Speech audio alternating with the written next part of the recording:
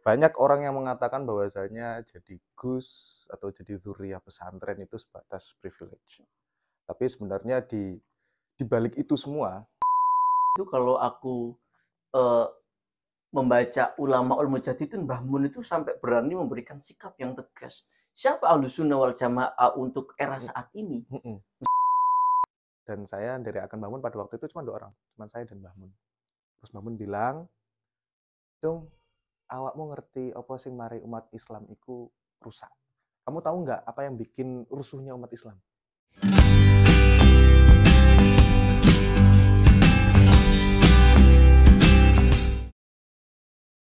Oke, assalamualaikum warahmatullahi wabarakatuh. Waalaikumsalam. Alhamdulillahirobbilalamin, akhirnya kita bisa ngonten lagi. Gimana, sehat semua ya? Alhamdulillah. Kita ketemu lagi di Madilog, Majelis Dialog. Mari berdialog. Oke, di edisi Ramadan ini, edisi spiritual ya. Ini bajunya spiritual, simbolik anjir Pak ya. Enggak, pada kesempatan kali ini kita akan ngobrol dengan narasumber kita,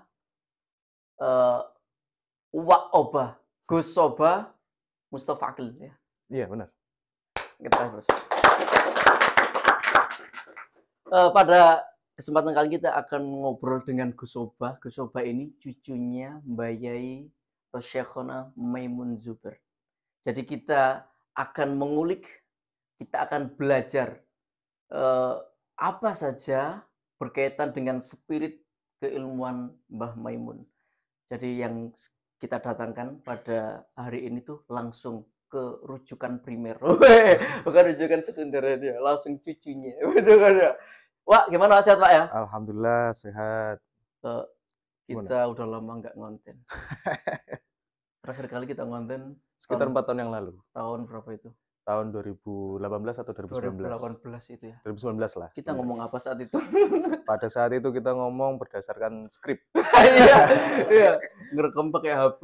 Iya. Tapi saat itu udah kayak ngerasa keren gak sih? Udah ngerasa keren. Padahal tapi akhirnya ngerasa kayak kok malu ya. Enggak, pada akhirnya seperti itu. Iya. Tandanya kan kita ada semacam evaluasi diri gitu. Ada, Wak, ya. iya.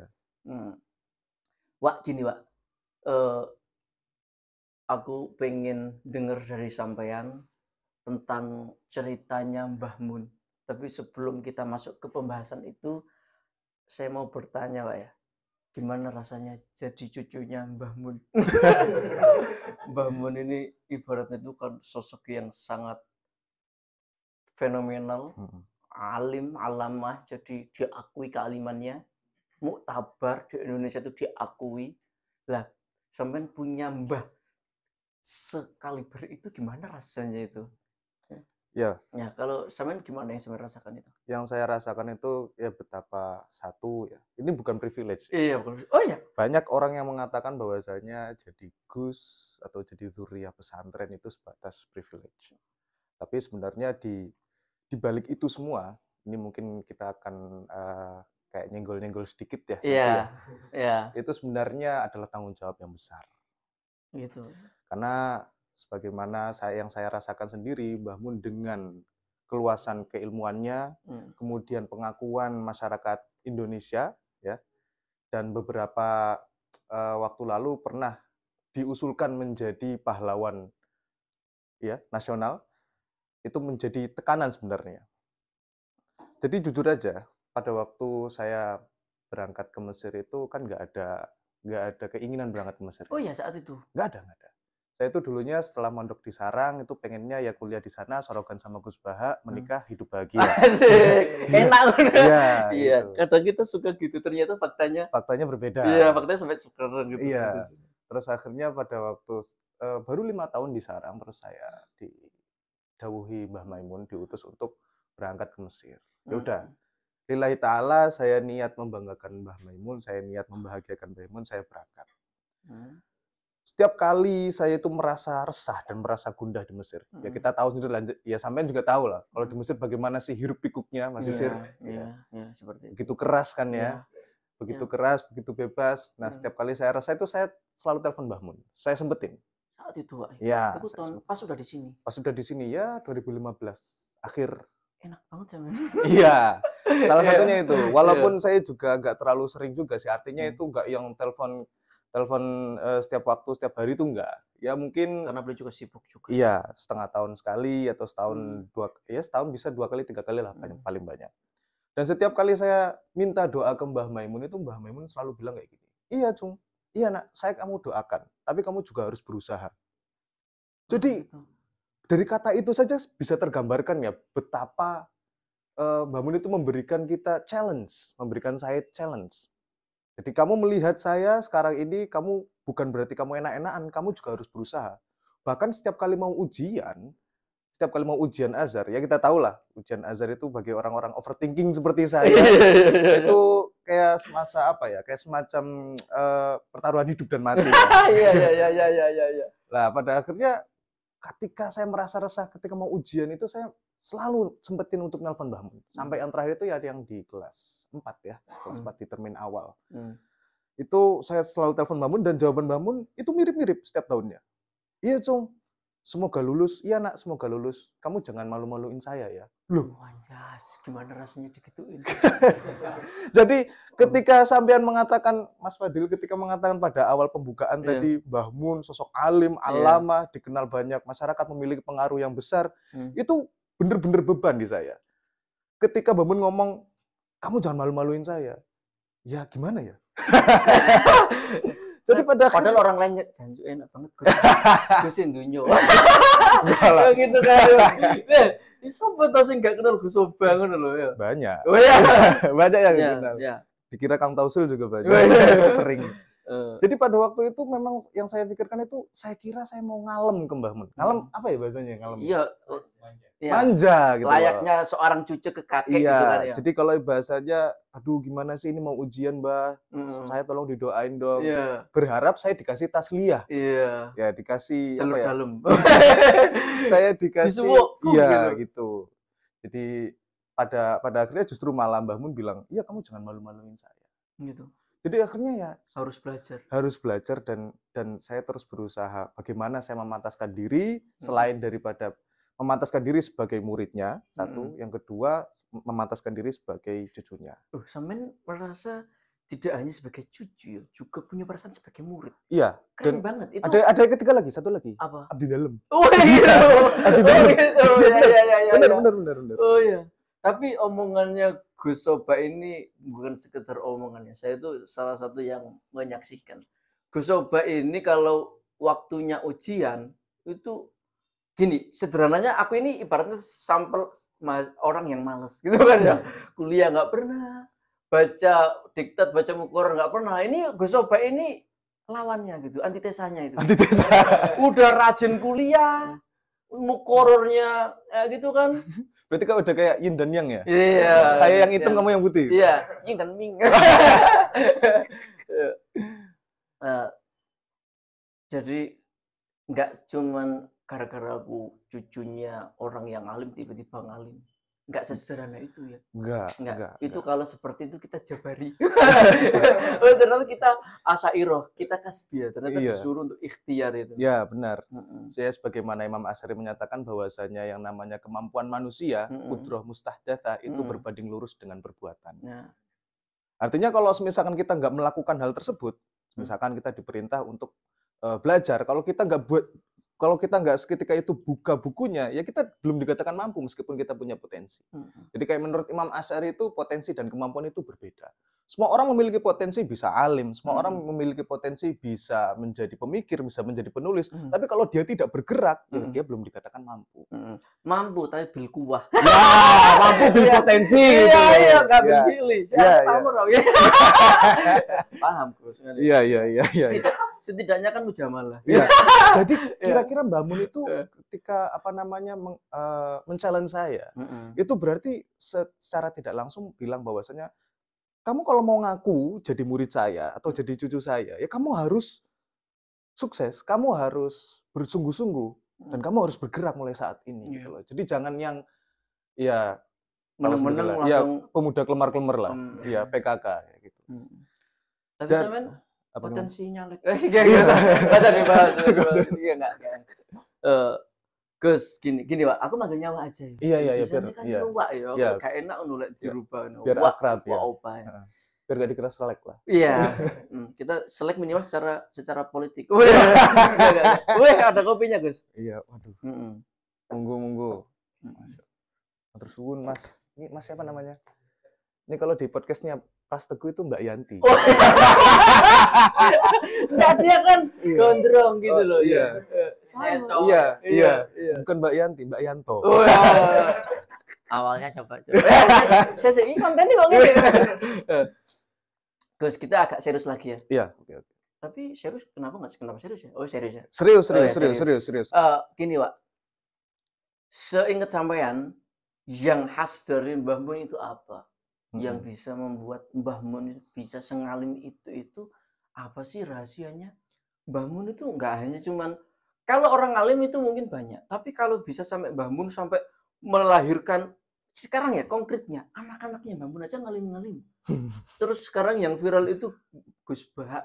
Nah itu muridnya aja udah kayak gitu itu loh. Ngepur. Terus kalau si Cipto sih kalau ngapain gitu kan.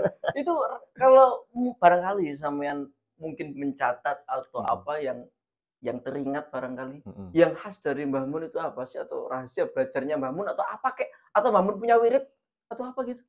Ya bisa saya jawab bahwasanya Mbah Mun itu bisa sengalim itu. Ya ini perspektif saya ya, mohon dikoreksi kalau misalkan nanti ada ahbabnya yang lebih tahu. Enggak, aku bela sampean kok. Ya terus. Ya. Jadi kalau menurut pandangan saya itu adalah satu, karena Mbah Maimun itu memiliki pembacaan yang hidup. Itu. Iya. Ini sambil rokok nggak apa-apa ya? Harus. Nyapa toh, Pak, sampean niku.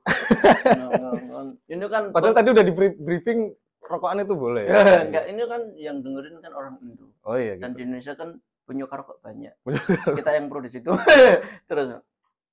Dan selanjutnya, selain daripada pembacaan Mbah Mun yang hidup itu, yang kedua adalah Mbah Mun itu memiliki spirit relevansi.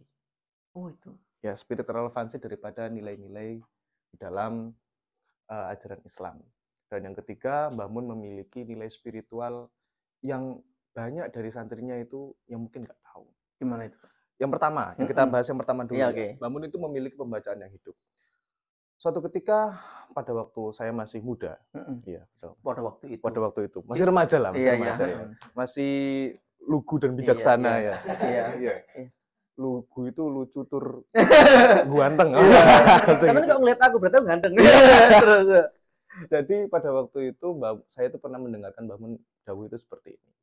Bahwasanya masa depan itu bisa terrepresentasi daripada pemuda dari sekarang. Pemudanya. Bagaimana pemudanya sekarang? Kalau misalkan pemudanya memiliki prospek yang prospek memperbaiki diri lebih baik, berarti kemungkinan masa depan juga bisa menjadi lebih baik. Seperti itu. Ini artinya Mbah Mun memiliki bahwasanya dalam spiritnya Mbah Mun itu senantiasa menghiasi diri dengan nilai-nilai yang luhur, sehingga bisa di masa depan Mbah Mun bisa menjadi tokoh yang berpengaruh seperti itu. Itu pembacaan kecil saya terhadap pembacaan hidupnya Mbah Mun itu kayak gitu. Yang kedua adalah Mbah Mun senantiasa merelevasi apa yang ada di dalam keilmuan Islam ya. Jadi sebagaimana yang kita tahu, Mbah Maimun itu di Sarang ya, itu pernah memiliki satu karangan Al-Ulama Al-Mujaddidun. Nah, ini. Ya. Jos ini. Terus ya, spirit Al-Ulama Al-Mujaddidun tersebut di dalamnya menyatakan itu dimulai daripada bahwasanya setiap era itu memiliki ulama pembaharu. Ya, ulama pembaharu. Dan kita bisa anggap bahwasanya Mbah Mun itu juga ulama pembaharu yang membawa spirit relevansi nilai-nilai keilmuan Islam. Kalau misalkan kita skalakan ya, kita skemakan, kita tarik wacana genealogisnya dulu. Bahwasanya di Sarang itu dulu itu lebih kental dengan ilmu alatnya. Dulu? Ya. Pada masa-masa awal. Pada masa-masa awal. Itu masih kental ilmu alatnya, ilmu nahwu sorof. Kemudian selang beberapa tahun muncullah romonya Mbah Maimun Zubair. Itu Mbah Zubair. Mbah Zubair. Ya, atau Mbah Buyut saya. Mbah Zubair itu muncul dengan spirit fikihnya. Fikih. Ya. Muncul dengan spirit fikihnya, kemudian lambat laun, kemudian sarang itu berubah haluan menjadi tawajuhnya itu kepada fikih. Fuqaha ya. Iya, fuqaha. Jadi bahkan sampai sekarang pun sarang itu masih ada unsur-unsur fikihnya. Kalau semisalkan ada Basul Masail, Ya. kalau semisalkan ada Nadwa Fikihiyah, itu mesti sarang mengirimkan delegasinya, santri-santrinya. Dan memang dialektikanya itu dialektika fuqaha kalau di sarang. Fuqaha. Iya. Kemudian setelah beberapa masa ditinggal Mbah Zubair, saya itu ketika masuk ke sarang kemudian berpikir, apakah saya juga dituntut untuk menjadi seorang fakih pada waktu itu ya. Jadi saya merasakan bahwasanya di sarang itu fikih sentris.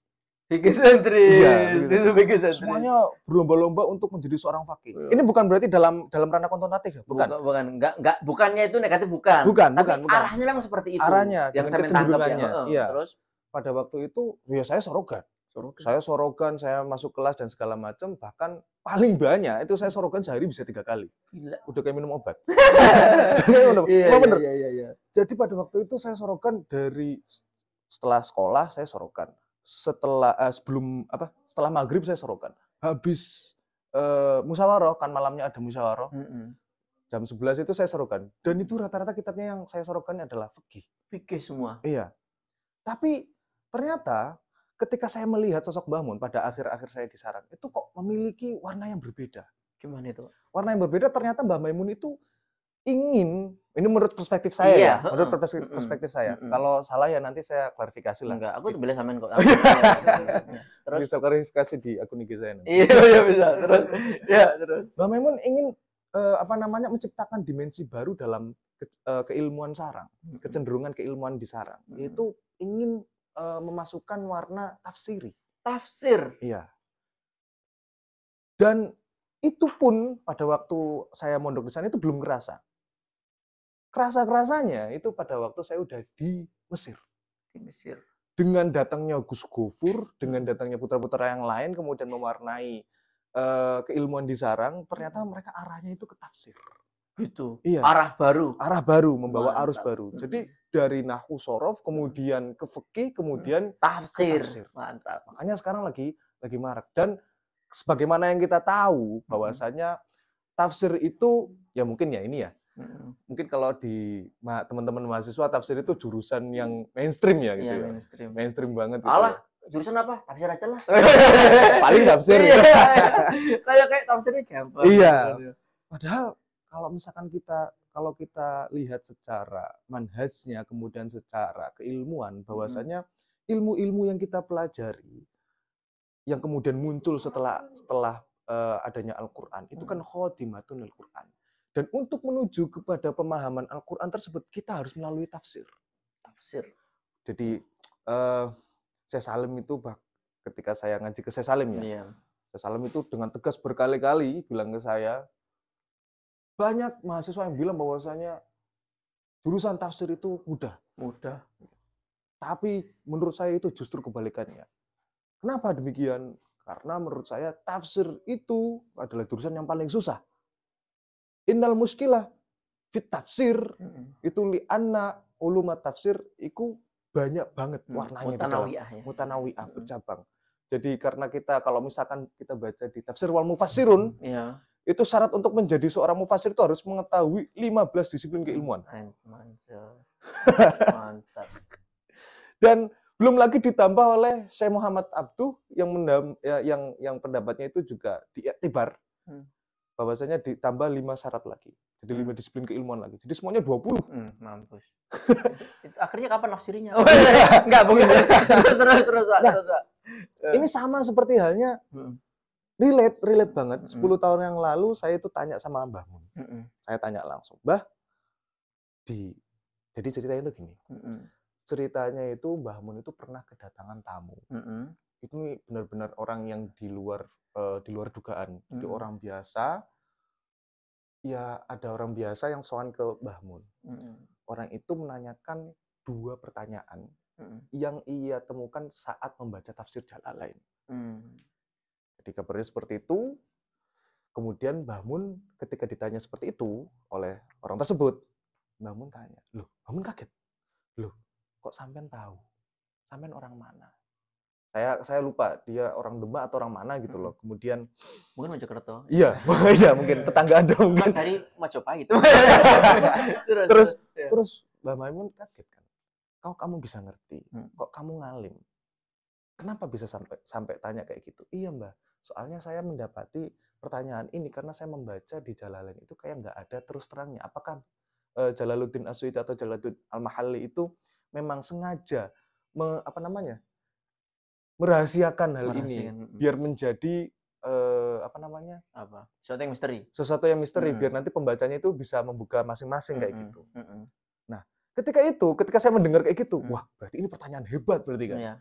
Nah, saya kemudian antusias, interest untuk tanya langsung ke Mbah Mun. Biar saya juga dianggap hebat dong. Iya, harus. Kan gitu. Saya akhirnya memberanikan diri, saya sowan ke Mbah Mun. Dan saya itu jarang banget loh sowan ke Mbah Mun.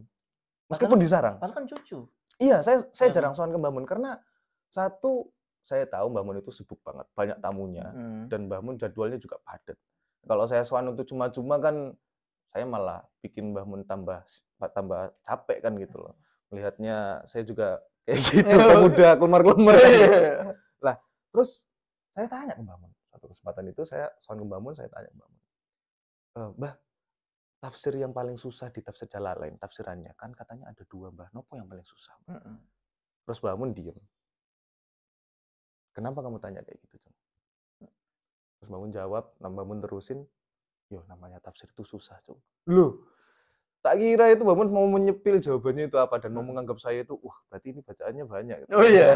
Ternyata malah diomong, ya semua tafsir itu susah. Oh gitu. Iya, karena kita tadi relate-nya namanya untuk menjadi seorang mufassir itu harus melewati. Iya, melewati syarat-syarat keilmuan yang lain.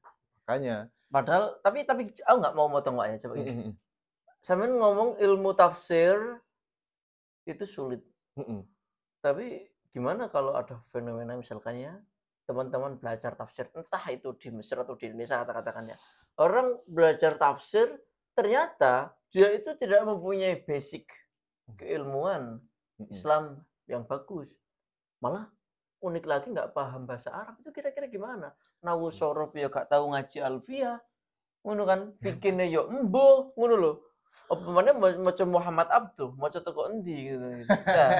Ya mungkin buku-buku review lah gitu. Enggak, tapi kalau untuk langsung mempelajari secara langsung itu enggak gitu. Lah kadang itu dianggap seperti itu gitu loh, Pak. Orang belajar tafsir gampang gitu. Akhirnya orang gampang saja masuk jurusan tafsir, nggak masalah sebenarnya, nggak masalah. Yang namanya demokrasi kan ya, mau partai apa aja bebas itu. Ya. Menurut saya ya, ini saya juga mendapatkan pengetahuan ini dari kampus ya. Bahwasanya saya Salim itu pernah bilang suatu ketika di suatu kelas, orang kalau belum tahu taksim dalalah alfat. Dalalah alfat itu apa ya? Kalau dalam bahasa kontemporer apa tuh? Enggak tahu ya, di Arpan aja biar enggak paham ya. Biar kita keren ya. Iya.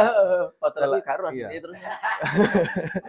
Enggak tahu apa namanya dzahir, enggak tahu nas, enggak tahu mufassar, enggak tahu muhkam, kemudian enggak tahu enggak tahu khos dan berbagai macamnya. Itu dilarang mendekati tafsir. Iya, kamu boleh baca tafsir Jalalain, kamu boleh baca tafsir Fakhruddin Ar-Razi, Fathul Ghaib, atau kamu buat baca tafsir-tafsir yang lain. Tapi kalau untuk menjadi seorang mufassir, kamu harus mengetahui hal tersebut. Ya bagaimana orang mau dikatakan sebagai mufassir, bahasa Arab saja dia nggak mungkin. Nggak bisa. Sedangkan kita tahu bahwa perangkatnya ya bahasa Arab, iya, minimal, paling minimal ya. Bagaimana orang itu bisa membuka khazanah yang ada di dalam Al-Quran, sedangkan dia toliatul i'jaznya saja, mukjizat yang terlihat dari fasohahnya Quran saja, yaitu bahasa Arab ya, dan sastranya kita nggak tahu. Ya mungkin dia mengikuti Mu'tazilah. Gitu. Kenapa kamu kok menganggap Al-Quran mukjizat? Ya karena nggak mampu gitu saja. Bisirfa. Tanpa ada pembuktian. Kalau sirfa kan itu kan ada sangkut pautnya dengan keyakinan di ajaran agama lain kan. Oh gitu? Ada sirfa. Emang keren Pak ya. Kita tadi nyampe sini pembahasannya. Tapi gini, Pak. Bukan berarti kita akhirnya menganggap kajian tafsir itu elitis nggak sih? Maksudnya kalau seperti itu akhirnya ya udahlah nggak usah membaca Al-Qur'an, nggak usah mempelajari tafsir karena tafsir itu sulit. Jadi mustahil lah kita bisa mendekati tafsir, kan nggak gitu juga. Iya. Ya, itu. Dengan bukti bahwasanya ada arus baru di dalam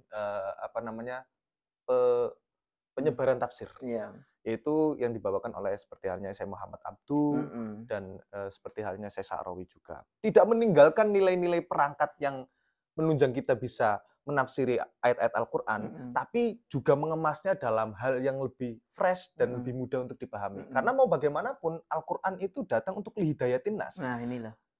Lihidayatin nas. Kalau kita terjebak di perangkatnya, justru kita nggak menghidayah manusia, malah kita bingung sendiri. Iya, malah ini kubu-kubuan kita ya. Kamu ikut tafsir sana, aku tafsir di sini. Gitu. Kamu tafsir abang, aku tafsir hijau. Oh, ramel-mel. Ya, itu. Apa Al-Qur'an tetap mungkin, astagfirullah, aku nyekel rokok ngomong Quran, tak lepas rokok. Enggak. Al-Qur'an masih mungkin untuk dibaca, untuk dipelajari. Iya. Tetapi kalau belum sampai level yang dakik, belum bisa level mendalam, ya kita bisa menangkap hal-hal yang bersifat umum saja, gitu kan ya. Ya, benar. Itu kan dijelaskan juga sama Muhammad Abduh, kayak gitu. Dan ini juga merupakan salah satu ada sakut pautnya dengan tema yang kita bahas kali ini, yaitu tentang Mbah Mun. Bahwasanya Mbah Mun itu nggak lepas dari tadabbur. Tadabbur ayat-ayat Al-Qur'an ya. Tadabbur itu angen-angen. Angen-angen Ya, sak maknane. Iya, benar. Ya. Jadi kok jadi Jawa ya? Jawa sentris. Terus jadi dulu itu kan pas waktu di Sarang itu kan saya kan disuruh Mbah Mun untuk selalu ikut buka dan sahur. Sama Mbah Mun. Kalau saya nggak ikut, nanti saya dimarahin. Ditukani Mbah Mun. Pengen dong dimarahin Mbah Mun. Terus, kamu nggak sahur kemana itu loh? Kamu ngopi ya gitu loh. Ngapunten Mbah gitu. Biasa iya dulu. Bukan kok tahu Mbah. Bisa dimarahin lagi saya. Nah, pas waktu itu Mbah Mun itu kalau misalkan ya setelah sahur, setelah makan, kemudian kadang saya disorokin sama Mbah Mun langsung. Bayo. Dikasih tahu jihad tentang keilmuan Islam dan beberapa intuisi-intuisinya Mbah Mun. Dan yang paling saya ingat Mbah Mun itu kan kalau di Indonesia sebelum waktu imsak kan ada apa namanya? Bukan imsak, sebelum waktu subuh ada itu? Ya imsak. Bukan. Apa? Tarhim. Seorang orang ini gak berbudaya. Arab sentris terus. Nah, tarhim biasanya di sana itu pakainya kadang diputerin apa namanya? Murotal gitu loh di Masjid Sarang itu. Nah, Mbah Mun itu sekalian nunggu waktu subuh, sekalian deres. Dan deresnya itu yaitu pakai apa namanya? Mendengarkan murotalan kayak gitu sambil beliau juga mengucapkan. Nah, itu juga sama seperti halnya yang dilakukan oleh Syekh Muhammad Abduh. Oh, itu. Ya, Syekh Muhammad Abduh itu kan seperti yang diucapkan oleh Syekh Salim, beliau itu modal untuk apa namanya membawa arus baru di dalam tafsir, keilmuan tafsir selain daripada sastra Arab itu adalah tafsir Jalalain. Ini artinya kan tidak lepas daripada tadabbur. Dan sama juga seperti halnya ulama-ulama di Nusantara yang kita ketahui bahwasanya banyak dari ulama-ulama itu yang melakukan tadabbur ayat Al-Qur'an. Jadi Mbah Mun itu sering bilang ke saya kalau saya itu hafal Quran itu bukan karena tahfidz, malahan gitu. Iya, karena seringnya tadabbur. Tadabbur sampai hafal. Iya. Sedangkan yang hafal aja nggak hafal. Saya nggak bilang loh ya. Nggak, aku maksudnya. Loh, aku kan jurusan pondok Quran. Iya. Suatu yang membanggakan. Allah. Enggak, setidaknya kan pernah ngaji ke kiaiku. Jadi Mbah Mun itu kayak gitu. Jadi pernah suatu ketika Mbah Mun itu ya saya sering menangi, Mbak. Apa sering menangi? Mengalami. Bukan. Saya enggak Melihat. Ya, sering melihat Mbah Mun. Ketika saya jamaah subuh dengan Mbah Mun itu, Mbah Mun kalau misalkan jamaah subuh itu kan pakai surat-surat yang panjang toh. Gitu. Kayak ya surat-surat yang panjang lah, di luar juz amal lah, seringnya kayak gitu. Dan Mbah Mun karena hafalannya Mbah Mun, hafal Qur'annya Mbah Mun itu dari metode tadabbur. Sering tadabbur ayat itu seringnya Mbah Mun kadang ya nggak lancar-lancar banget gitu loh. Ya nggak lancar gitu loh. Kadang dibantu sama apa namanya? Kalau teman-teman tahu itu ada namanya kantong umur di Facebook itu pendereknya Mbah Mun. Kalau Mbah Mun pengen ngaji itu beliau selalu ngikutin apa segala macam. Itu kadang kayak gitu. Gila, keren banget ya. Bukannya memang Al-Quran diturunkan untuk itu tujuannya, Ditadaburi. untuk Nah, iya. ditadaburi, untuk direnungkan. Malah hafalnya lewat jalur itu. Iya. Wah, gila. Nah, makanya kenapa juga ini Mbah Mun memotivasi saya untuk masuk ke jurusan tafsir. Oh iya? Iya. Saya itu dulunya itu gini loh. Karena di fikih itu nggak terlalu macem ya. Nggak terlalu, karena udah banyak kan yang menjadi SDM di kalau ngomong fakih itu ya di Jawa itu pusatnya lah ya. Iya, banyak gitu loh. Ya bagus, ini bagus. Cuma kalau aku sih kalah saing. Kan biasanya kita kalau Basul Masail kan di belakang, makan kacang kan. Iya, oh iya. Aduh, itu real banget. Yang lain pada Basul Masail cari ibarat, kita cari teh dan cari kacang kan gitu. Iya, sambil sensor gitu kan ya. Jadi Mbah Mun itu pas waktu saya tahun memilih jurusan ya, pada tahun berapa berarti? Saya kelas 3, tingkat 3 di Al-Azhar. Saya itu kan minta izin sama Mbah Mun. Mbah, saya mau milih jurusan. Iya. Kalau pada milih jurusan, saya mau pilih akidah falsafah ya. Saya itu awalnya pengennya akidah falsafah. Nah, akidah filsafat? Iya. Sampai kayak saya. Enggak kan ya? Terus? Jadi karena saya itu pada waktu akhir-akhir di sarang, setelah saya lama bergelut dengan fikih dan saya nggak menemukan nggak menemukan feel, nggak dapat intuisi kayak gitu. Saya akhirnya pada tahun terakhir saya di sarang, saya itu sorogan mantik sama salah satu. Ada apa saat itu mantik di sana apa ya, Pak? Pakainya Idul Mubham. Idul Mubham. Iya, pakai Idul Mubham. Terus saya itu sorogan sama saudara, masih saudara sama saya. Saudara Samen kiai. Sama Gus gitu kan ya. Kayak opo iya. Ya, tapi saya manggilnya Gus gitu. Iya, karena saya muridnya kan itu. Saya sorogan mantik. Dari situ saya terbuka wacana logika saya. Setelah masuk ke Azhar, ternyata mantiknya itu lebih mantap, lebih aplikatif di sini itu. Dan juga perkembangannya mantik itu bisa difungsikan di dalam berbagai keilmuan.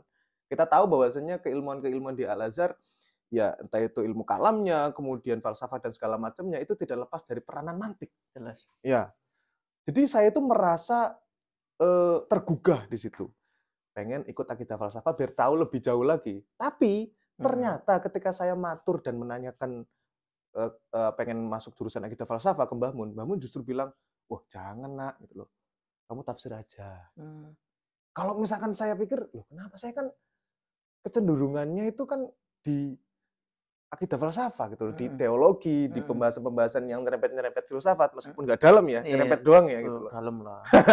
Terus justru malah Mbah Mun mengarahkan saya ke tafsir. Nah, ini juga yang menjadi poin ketiga kenapa Mbah Mun bisa menjadi sealim itu, yaitu adalah intuisinya. Intuisi. Ya. Intuisi. Pembacaan visionernya Mbah Mun terhadap individu santri-santrinya. Gimana itu? Kalau misalkan gini, di teman-teman yang lain itu terkadang beda-beda. Mbah Mun itu mendahulukan sesuatu itu beda-beda. Jadi nggak selamanya Mbah Mun itu kemudian menyamaratakan, memukul rata. Kalau semisalkan saya pengennya jurusan ini, ya udah kamu tekuni ini. Jadi kayak gitu. Kalau semisalkan ini kamu tekuni ini, enggak. Mbah Mun itu tahu porsi yang mana untuk seorang saya. Jadi kalau semisalkan saya itu mungkin milih akidah falsafah, mungkin ya saya maziltu himaron mungkin.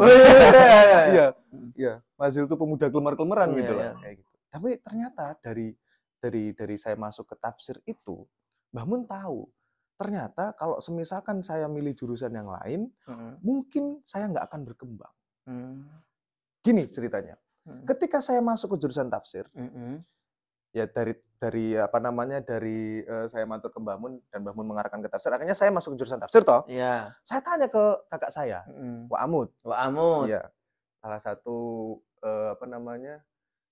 tokoh di LBM Mesir ya. Mantap. Ya, tokoh legend itu. Legend banget, metal banget. Iya, udah kayak itulah Jiraya lah. Iya. Legenda. Nah, terus ketika saya tanya kakak saya, "Kak, gimana ini? Saya kok malah disuruh jurusan tafsir, padahal saya kecenderungannya akidah falsafah." Loh, ya nggak apa-apa. Al-Quran kan nggak ada tabrakan sama akidah falsafah. Tentang term-term ilmu kalam kan nggak bertabrakan sama sekali.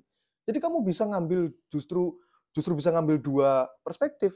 Kamu di kuliah bisa ngambil ilmu tafsirnya atau hal-hal yang berkenaan dengan tafsirnya. Di luar kamu bisa ikut komunitas dan ngambil akidah falsafahnya.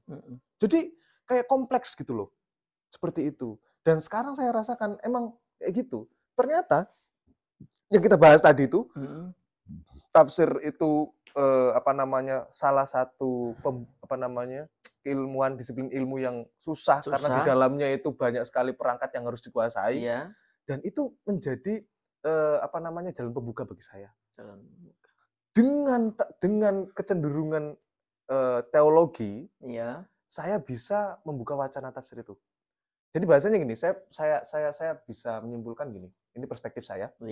Bahwasanya tafsir itu adalah jalan utama atau gerbang utama untuk cakrawala keilmuan. Jadi tafsir itu bukan berhenti di tafsirnya. Tapi justru itu adalah pembuka jalan bagi keilmuan yang luas. Keilmuan yang luas. Kalau misalkan kita lihat lihat di berbagai macam tafsir yang bisa kita temukan, Imam Zamakhsyari, kemudian Imam Baidawi, Imam Fakhruddin Ar-Razi dan segala macamnya, mereka mencoba membuka tafsir dengan kecenderungannya masing-masing. Iya. Dan Fakhruddin Ar-Razi ternyata ya sampai kalami banget gitu kan? Iya, kalami dan falsafi banget. Nah, makanya. Wah, cuman ngomong tentang Imam Zamakhsyari, itu masih ada sebagian dari kita itu yang menganggap kalau membaca tafsir ya yang Sunni dong, yang Ahlussunnah wal Jamaah. Tafsir Zamakhsyari itu tafsirnya Mu'tazilah. Gimana? Berarti kita jadi Mu'tazilah dong. Kita nggak jadi Ahlussunnah wal Jamaah. Artinya kalau bukan Ahlussunnah wal Jamaah, bukan firqah najiyah. Bukan golongan kami. Bukan golongan yang selamat. Kayak gitu. Gimana coba?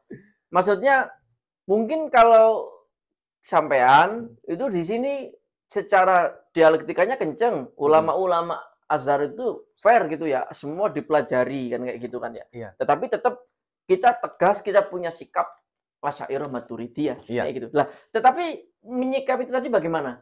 Orang yang menganggap mau mengkaji tafsir tapi ini pendekatannya ini Syiah, sampai kan itu kan sampai sekarang itu kan polemiknya. Suatu tokoh besar ternyata dianggap ini tafsirnya tafsir Syiah. Terus kita mengkaji Mu'tazilah nanti mengkaji Al-Kasaf ternyata tafsirnya tafsir Mu'tazilah. Itu kalau sampean gimana itu nanggepin itu? Lah, kalau menurut saya itu begini, yang perlu kita pahami bahwasanya Ahlussunnah wal Jamaah itu hadir dan diadopsi oleh jumlah yang banyak ya di umat muslimin itu bukan karena dia itu sebagai mazhab yang baru. Bukan mazhab yang baru. Ya, Ahlussunnah wal Jamaah itu bisa kita katakan dia itu bisa dipeluk dirangkul. Ya. Bisa diterima oleh banyak kalangan. Bisa diterima. Banyak kalangan umat muslim itu karena memiliki nilai objektivitas. Objektivitas, inklusivitas, keterbukaan. Ya, iya. Ya, objektivitas. Itu tas-tas apa sih? Artinya gini, justru dari Ahlussunnah wal Jamaah itu kita dibelajari bahwasanya memandang sesuatu dengan nilai yang objektif. Bukan kata-katanya. Bukan siapa yang mengatakan. Kalau kita belajar dulu kan di madrasah ibtidah kan ungzur maqila wala tangzur man qala kan gitu loh. Lihatlah apa yang diucapkan bukan siapa yang mengatakan kan gitu. Itu kan nilai objektif. Nah, sama juga seperti halnya Al-Azhar. Al-Azhar menjadikan Ahlussunnah wal Jamaah tokoh Imam Asy'ari dalam berakidah sebagai teologi, sebagai salah satu manhaj wasatinya, itu karena Imam Asy'ari objektif. Iya. Dan moderat. Artinya. Moderat. Nah, kalau semisalkan kita dilarang, udahlah nggak usah mengkaji ini, kita bukan ini orientalis dan macam-macam nggak dipelajari, akhirnya justru kita malah kayak 212. Jadi enggak ini. Artinya gimana? Dari Ahlussunnah wal Jamaah kita itu diajarkan jangan sampai fanatik terhadap klaim kita sendiri. Karena mau bagaimanapun al-hikmah dholatul mu'min. Dholatul mu'min. Sampeyan Arab diterjemah dong, Pak? Iya. Al-hikmah dholatul mu'min itu artinya harta yang hilang dari kaum mukmin. Harta karun. Harta karun. Jadi dimanapun aja ya orang mukmin bisa menemukan hikmah. Ini ada menarik, sampean ngomong kayak gitu aku jadi teringat Jalaluddin Rumi. Kata Jalaluddin Rumi gini, kalau engkau menemukan berhala yang terbuat dari emas, apa yang akan kamu lakukan? Terus. Kata Jalaluddin Rumi, ya santai. Tinggal bukan kita karena ini berhala akhirnya kita tinggalkan. Terkesan kalau mengambil nanti kita sama saja dengan paganisme, kita berhala. Enggak. Itu kalau seperti itu terlalu terjebak dengan surah. Dengan sekat-sekat, dengan identitas, kata Jalaluddin Rumi. Yang diambil apanya? Bukan berhalanya.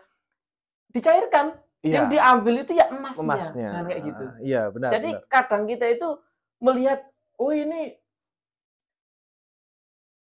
semacam kulit doang. Gitu, semacam kulit doang. Meskipun identitas juga merupakan tanggung jawab ya. Akan tetapi dari Ahlussunnah wal Jamaah itu justru mengajarkan kita itu untuk melihat sesuatu itu dari value-nya. Makanya kalau misalkan kita baca tafsir Az-Zamakhsyari, meskipun tafsir Al-Kasyaf itu meskipun diduga Imam Zamakhsyari itu Mu'tazili, ya, padahal di dalam tafsirnya beliau jarang sekali mengatakan mentafsir dirinya itu seorang Mu'tazila, hanya menampilkan beberapa pendapat, tapi dari pembacaannya terhadap ayat Al-Qur'an dengan balaghinya, ma'ani bayan, ilmu kasusastraan, itu menjadi arus baru di dalam dunia tafsir, sehingga ini menginspirasi banyak ulama, bahkan untuk ulama Ahlussunnah wal Jamaah sekalipun. Jadi rujukannya sekarang Imam Zamakhsyari yang kita ambil kalau kita Ahlussunnah yaitu dari wijah balaghiyahnya, kecenderungan sastranya. Di dalam membaca, dalam melakukan pembacaan terhadap ayat-ayat Al-Qur'an. Ini apa ya? Kecenderungan seperti ini tuh nggak mudah loh ya. Orang itu kan, kita itu kecenderungannya itu biner atau melihat sesuatu selalu bersifat kuli, general gitu. Kalau ini Syiah udah jangan, kalau ini Mu'tazilah jangan. Kalau seperti itu aku jadi inget kisahnya Rasyid Ridho sama Muhammad Abduh. Kan suatu ketika Rasyid Ridho itu bertanya, ini kalau orang belajar tafsir yang enak apa, yang pas untuk belajar tafsir itu apa? Dan Muhammad itu kan ngomong Kasyaf Zamakhsyari. Bukannya itu Mu'tazilah gitu sama katanya Rasyid Ridho. Kata Imam Muhammad Abduh secara ringannya seperti ini. Iya Mu'tazilah, tapi kan dalam beberapa permasalahan doang. Dan masail itu maklumat, selesai. Permasalahannya itu udah jelas, apa sih Mu'tazilah? Mentok-mentok ya usulul khomsah, ya enggak? Konsepsi adalah, konsepsi tauhid dan macam-macam. Dan itu kita bisa mengcounter. Tetapi selain itu kan bisa kita ambil. Nah, kecenderungan ini nggak bakal bisa diambil kalau orang pola pikirnya general. Ya nggak, kuli, biner gitu kan. Samain partainya ini akhirnya nggak. Dengan seperti itu. Nah, makanya Imam Asy'ari kan dalam wasiat terakhirnya itu sebelum menjelang masa kewafatannya, bagaimana yang diriwayatkan, dituliskan juga di bukunya Syekh Hamzah Ghorobah. Itu pernah bilang bahwasanya ishad annani la ukaffiru ahadan min ahlil qiblah. Min ahli hadhil qiblah. Apa artinya itu terjemahannya? Saksikanlah. Aku mau itu, iya. Jadi ngene, aku ngajam terus. Aku podo itu. Terus. Lah, Imam Asy'ari jadi menjelang kewafatannya itu mendawuhkan kepada murid-muridnya, pada santri-santrinya. Cung saksenono aku. Apa bahasa Indonesia? Saksikan ya.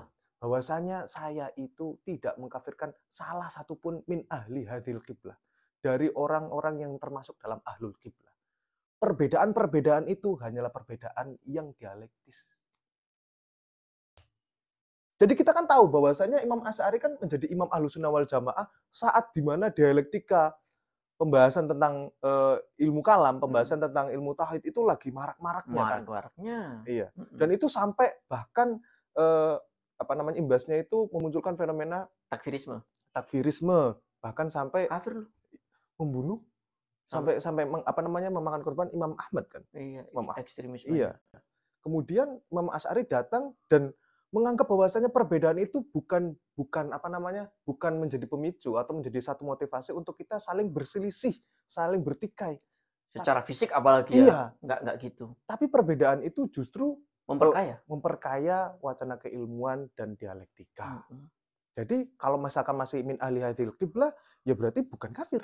Bukan berarti kita ngomong ini min al qiblah tafsir Zamakhsyari, tafsir Kasyaf itu Mu'tazilah, akhirnya kita terima Mu'tazilahnya bukan dong. Bukan. Mung gimana caranya kita itu jadi setidaknya dalam pikiran ya, dalam ide jadi orang yang moderat. Nah, begitu. Bentar, Pak. Ini kita ngotot dulu, Pak. Iya. Berat ya pembahasannya ya? Iya, ganti dulu ya. Kembali ke Mbah Mun. Iya, kembali ke Mbah Mun. Kembali ke Mbah Mun. Jadi tadi itu gara-gara Mbah Mun diantaranya akhirnya di sarang itu kajiannya semakin meluas ke ilmu tafsir. Benar. Oke, menarik Pak. Pak, kalau aku boleh tanya, Pak ya. Sosok yang dikagumi Mbah Mun siapa sih? Ulama gitu atau kitab apa gitu yang jadi masterpiece-nya yang sering dikaji atau diwasiatkan atau dibaca Mbah Mun itu, setahu sampean itu apa, Pak? Secara kok bisa sampai sengalim itu? Siapa tahu kita bisa jadi Mbah Mun Neo Mbah Mun. Kalau saya mendengar langsung secara verbal, secara dawuhnya itu saya belum dengar atau saya lupa. Cuman kalau dalam perspektif saya itu Mbah Mun itu pernah bilang kayak gini, tirakatku itu adalah tirakat, ngerti ya? Apa itu? Tirakat itu apa, guys? Apa itu? Ada muda. Wis gak ngerti ilmu-ilmu orang dulu. Wis tirakat itu kayak apa ya? Tirakat riyadhah. Iya, amalan. Pusaka. Iya, pusaka saya itu adalah ngaji dan mulang ngaji. Itu aja ya. Iya. Ngaji dan mulang ngaji. Saya pas waktu denger itu kan Mbak Mun sering denger ya kan, tirakatku itu mulang ngaji. Kan padahal pada waktu saya pondok. Tirakat apa tarekat? Tirakat. Oh, tirakat. Iya. Pada waktu di pondok itu saya dengernya, ketika mendengar hal itu, saya langsung terpikirkan, bukankah di Indonesia itu banyak orang tirakat dengan wirid, tirakat dengan puasa, tirakat dengan ya kayak gitulah, amalan-amalan kayak gitu kan. Oh, nggak bakal kuat orang ini. Sampai mabur pun orang kuat. Sampai aja udah 8 gitu aja, kadang nggak ikut. Gitu. Ngaku nih NU. Trawe 8. Ya, itu jenenge numu. Numuisme. Numu ya. Mbak gak ruh. Terus aku mikir kan, justru di Indonesia kan identiknya kan kayak gitu. Orang tirakat ya wirid, orang tirakat ya poso. Dengan berpuasa, dengan tirakat mati geni dan segala macam lah kayak gitulah. Tapi justru Mbah Mun punya tirakat itu tirakatnya ngaji dan mulang ngaji. Itu kalau misalkan saya runut ya, setelah beberapa tahun mendengarkan dawuh-dawuh seperti itu, saya baru menemukannya di Imam Ghazali. Oh iya, ternyata pendapat Mbah Mun yang seperti itu ada asal usulnya, ada wacana genealogisnya. Yaitu dari Imam Ghazali. Coba jenengan nanti mungkin bisa dibuka di Mishkatul Anwar, ya, kitabnya Imam Ghazali. Meskipun ada beberapa sumber yang menyatakan bahwasanya Mishkatul Anwar itu bukan karyanya Imam Ghazali, ya. Cuman ada hal yang perlu kita baca dari situ. Bahwasanya ngaji itu kan tidak terlepas daripada pengolahan dari ayat-ayat Al-Quran, kemudian ajaran Nabi Muhammad SAW, dan juga untuk menunjang agar kita itu tercerahkan. Seperti sebagaimana yang kita sebutkan tadi, Al-Quran datang lihidayatin nas. Lihidayatin nas. Ya. Makanya ketika Al-Quran datang, kemudian Al-Quran merupakan mukjizat akliyah. Ya, mukjizat akliyah itu mukjizatnya, kita dalam lagi nih. Iya. Yes, intinya ya gimana itu? Al-Quran itu datang untuk lihidayatin nas. Ya, untuk sebagai petunjuk buat kita gitu ya. Dan itu akan terkoneksi dengan akal manusia. Dengan ngaji. Dengan ngaji. Ya nggak ada cara lain selain kita dengan membaca, dengan ngaji ya. Membaca, ngaji, diskusi, dan berdialek. Untuk memahami apa sih yang ada di dalam Al-Quran dan keilmuan yang muncul di dalam Al-Quran. Makanya Mbah Mun itu tirakatnya mulang ngaji. Dan itu seperti halnya yang disampaikan oleh Imam Ghazali mengenai akal, mengenai nur di dalam Mishkatul Anwarnya. Ya saya nggak mungkin menjelaskannya secara detail. Nanti jadi daurah. Jadi daurah. Iya. Oke, gini. Jadi itu mungkin tokoh yang salah satu tokoh yang dikagumi Mbah Mun itu adalah Imam Al-Ghazali. Terbukti bahwasanya Mbah Mun itu setiap pagi itu ya mulang ihya. Oh gitu. Iya, mulang Ihya Ulumuddin. Setiap pagi. Yang ditekankan Mbah Mun kepada teman-teman, kepada santri-santri itu ngaji. Iya. Tapi Mbah Mun itu tarekotan nggak sih? Mbah Mun itu tarekotan. Tarekotan. Iya. Tetapi tetap yang lebih kelihatan itu lebih didoktrinkan ngajinya ya. Bahkan Mbah Mun itu punya apa ya? Mbah Mun itu pernah ngomong kayak gini. Aku iku iso coro Jawa, ya iso coro Arab. Indonesianya. Aku itu bisa tahu, oh ya Indonesia apa ya? Iya. Coro Jawa dan coro Arab. Iya, iya. Ngerti budaya Arab dan ngerti budaya Jawa. Oh iya. Gitu. Nah, maksudnya salah satu dari apa representasinya itu Mbah Mun itu tidak melulu kemudian isunya kitab-kitab tok, ya enggak. Mbah Mun budaya kejawaan itu juga Mbah Mun tahu. Oh iya iya. Dan Mbah Mun pernah mengatakan bahwasanya ada namanya ilmu titen. Ilmu Jawa itu beberapa diantaranya ilmu titen. Oh ini Mbah Mun identik banget. Mbah Mun itu yang kayak gini. Iya. Titen nih lek tanggal bulan April. Nyekel duit. Ya makanya aku saiki April ngelek duit. Iya, utang-utang. Ya, tidak aku tafaulan melu lah itibak. Ya Mbah Mun kan bilang kayak gitu bahwasanya kalau misalkan bulan April kok kamu punya uang, maka di tahun itu kamu setahun akan punya uang. Iya, kayak gitu. Aku lebih percaya aja sih gitu kan ya. Dan terus nah, itu namanya ilmu titen. Mbah Mun itu percaya adanya ilmu titen. Jadi ilmu titen itu sunatullah yang terjadi, tapi nggak ada dalilnya di dalam Al-Qur'an ataupun hadis.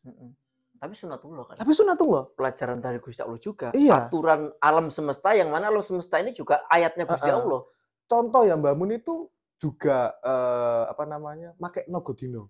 Apa meneh ku, Pak? Nogodino kan kalau di Jawa itu kalau ada orang menikah. Oh, ruah poso ngono kuwi ku to. Iya, kalau ada orang soal mau menikah terus dicariin bulan yang bagus apa. Oh, Mbah Mun juga gitu. Iya. Weton, iya. Mbah Mun bilang kayak gitu. Tapi nggak yang saklek loh ya. Oh, iya. Soalnya beberapa di antaranya kan saklek. Kalau nggak bisa ya udah nggak bisa. Kayak gitu. Tapi Mbah Mun padahal udah jatuh cinta.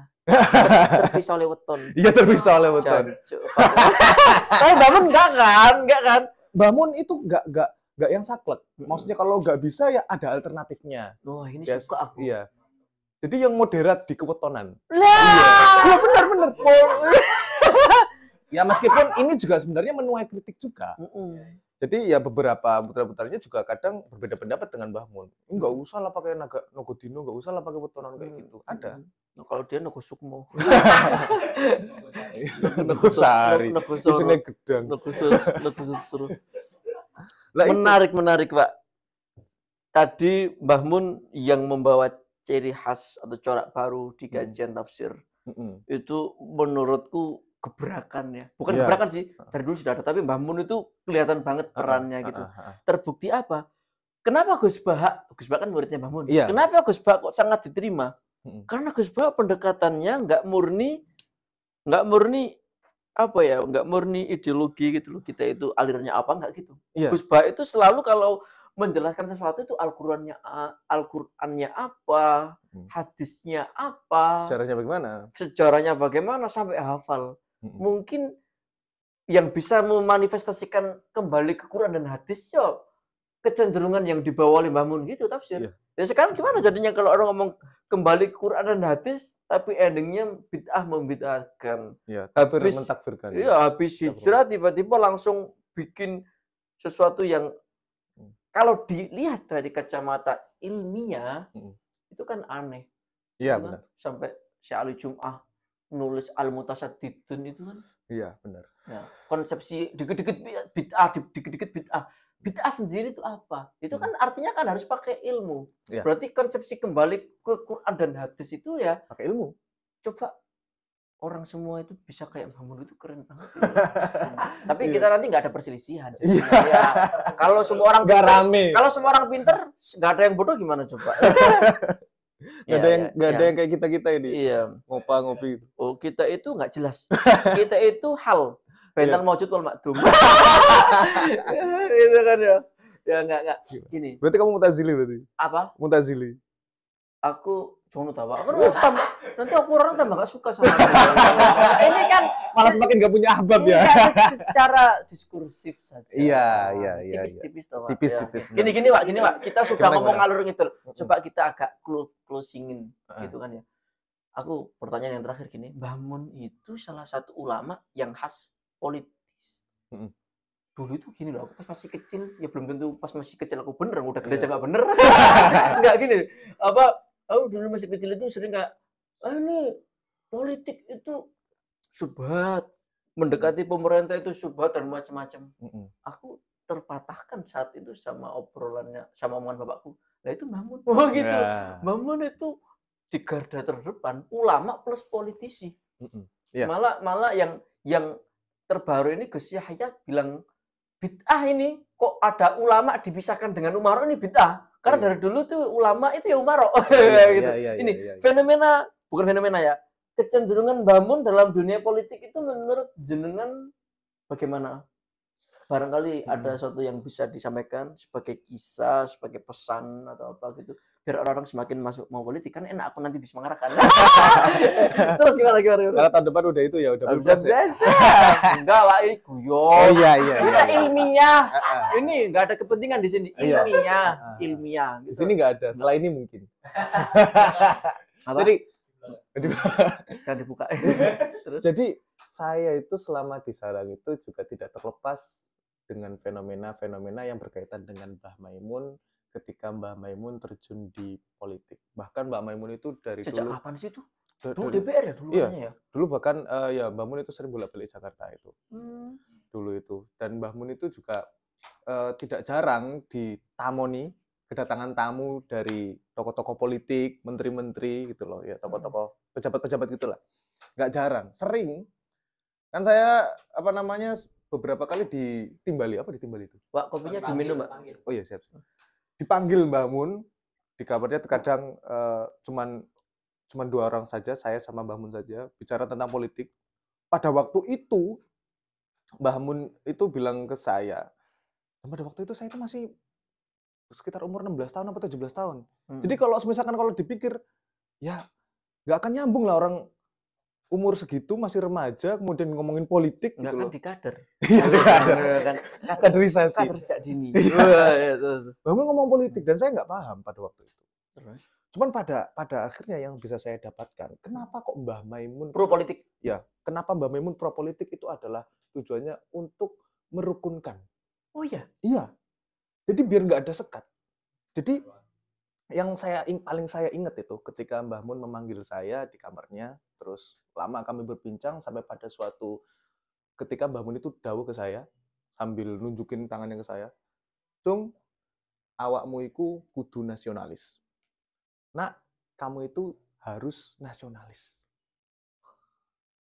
Pada waktu itu saya nggak paham ya, apa ya gitu loh. Enggak, zaman saat itu belum malam yahkum bima faulai kaumul kafirun kan gitu kan ya. Kembali ke kisah tahkim gitu. Iya. Saat itu belum ada gesekan-gesekan Khawarij, neo-Khawarij. Belum. Bugot. Itu kan ya. Malah justru pada waktu itu terkesan adem ayem. Nggak ada rame-rame politik, nggak ada apa. Atau jangan-jangan Mbah Mun waskito bisa melihat apa yang akan terjadi. Iya, ini salah satu pandangan visionernya Mbah Mun. Sangat mungkin. Kenapa? Karena Indonesia itu dari 270 juta, itu 200 jutanya orang Islam. Ini ada orang-orang yang gateli saja dikit gitu ya. Yang sok-sok tahu politik, sok-sok kembali Quran dan hadis dong. Bikin itu. Ini bertentangan dengan Quran dan hadis. Ini bugot, ini ya jancuk lah gitu kan. Lah itu ya. Bener, aku suka. Pengen deh jadi Mbah Mun. Dan ini adalah spirit Mbah Maimun untuk mengedepankan nilai-nilai moderat. Moderatisme. Iya, jadi kembalinya ke Ahlussunnah wal Jamaah lagi. Iya jelas. Jadi Mbah Mun pati-pati itu? Aduh. Apa Jawa nih? Aduh. Bukan. Aduh. Bukan. Tepung pati. Bukan. Jadi kenapa Mbah Mun masuk politik itu adalah untuk memberikan wacana kepada umaro atau kepada bangsa Indonesia ya.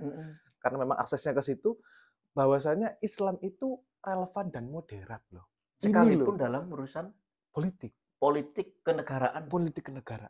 Makanya jadi kita itu jangan mikir kalau misalkan ulama yang yang berpolitik itu mesti konotatif gitu loh. Subhan. Iya, kayak gitu. Nanti penjilat. Nggak tahu zaman dulu ini aku teringat ceritanya Salahuddin Al-Ayyubi. Ya, gimana? Jadi Salahuddin Al-Ayyubi dulu sebelum eranya Salahuddin Al-Ayyubi ini masih dikuasai orang-orang yang pro dengan Syiah gitu kan. Jadi di mimbar-mimbar pengajiannya umaroknya pro dengan Syiah. Intinya bukan saja. Semenjak zamannya Salahuddin Al-Ayyubi itu ingin dikembalikan ke Sunni. Lah, bagaimana? Apakah Salahuddin Al-Ayyubi ingin bergerak sendiri? Kan enggak. Akhirnya Salahuddin Al-Ayyubi merangkul ulama. Ya, salah benar. satunya yang dirangkul saat itu yang dimintai fatwa, dimintai masukan. Ibaratnya bangun sekarang lah. Iya. Saat itu Najmuddin Al-Khobusi. Benar. Najmuddin Al-Khobusi itu salah satu pilar Asy'ari di sana dulu sampai ngajar di Imam Syafi'i. Iya. Makanya aku sering ngopi di sana. Ya, kembali ke sini tadi. Nah, makanya itu. Iya. Itu adalah cerminannya. Jadi salah satu untuk apa namanya? Merepresentasikan wajah Islam yang moderat. Untuk menyampaikan aspirasi-aspirasi keagamaan itu adalah Mbah Mun dengan caranya salah satunya untuk berpolitik. Kayak gitu. Wis tambah mantep aku. Terus. Ya itu, untuk melerai apa namanya gesekan yang terjadi karena fanatik, untuk melerai gesekan yang terjadi karena kesukuan dan segala macamnya, yaitu Mbah Mun hadir di tengah-tengah apa namanya rame-ramenya politik. Iya, gitu. rame-ramenya hiruk pikuk politik. Iya, hiruk pikuk. Nah, ini juga sama seperti halnya pesan terakhir Mbah Mun sebelum tahun depannya Mbah Mun meninggal. Itu tahun 2000 berapa ya? 2018 atau 2017? Ya, 2018. Pas waktu itu saya pulang, terus saya kesempatannya Mbah Mun itu berkesempatan ke Kempek pada waktu itu karena kakak saya nikahan ya. Terus setelah acara Mbah Mun di ruang tamu di rumah saya, dan saya dari akan Mbah Mun pada waktu itu cuma 2 orang, cuma saya dan Mbah Mun. Terus Mbah Mun bilang, "Cung, awakmu ngerti apa sing mari umat Islam iku rusak?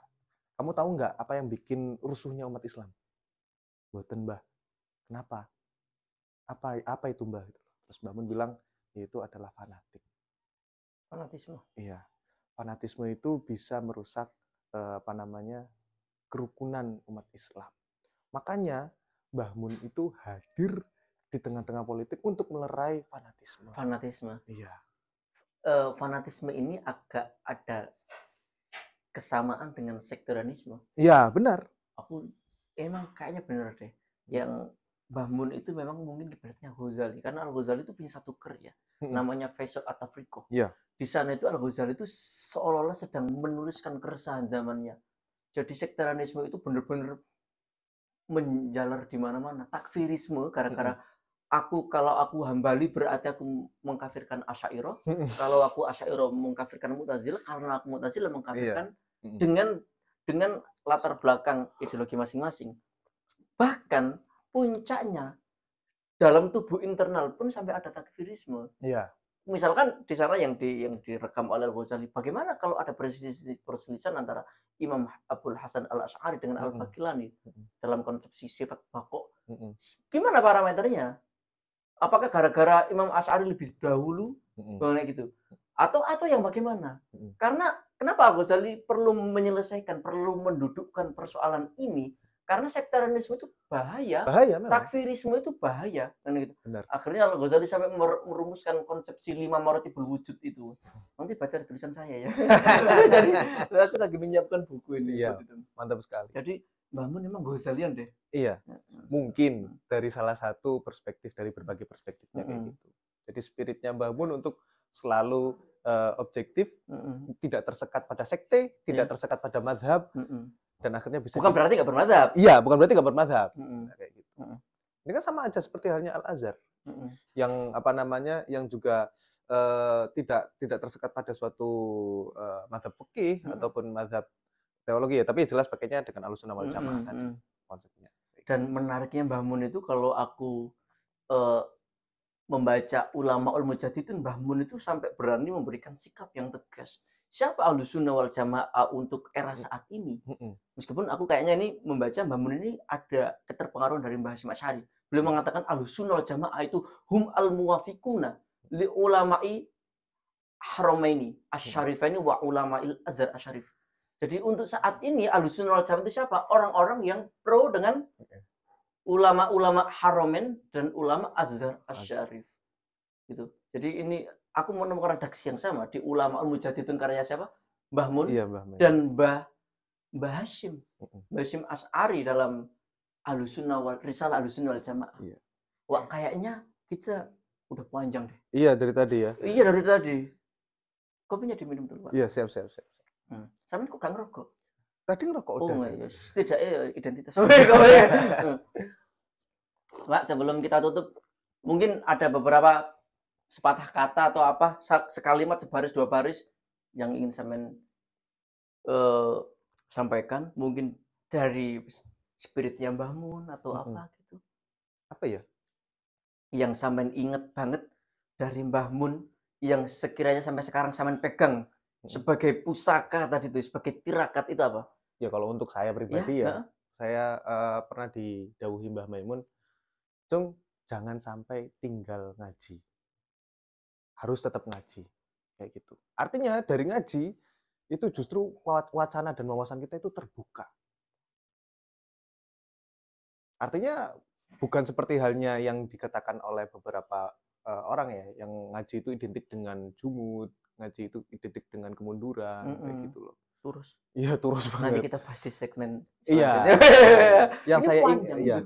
Yang saya ingat dari Mbah Mun itu kayak gitu. Jadi meskipun dunia dengan peradabannya itu selalu berubah, entah nanti besok Islam bisa dipelajari dari artikel-artikel yang ada di Google atau dari mana, tapi jangan pernah terbesit sekalipun untuk meninggalkan ngaji. Kayak gitu. Mbah Mun banget.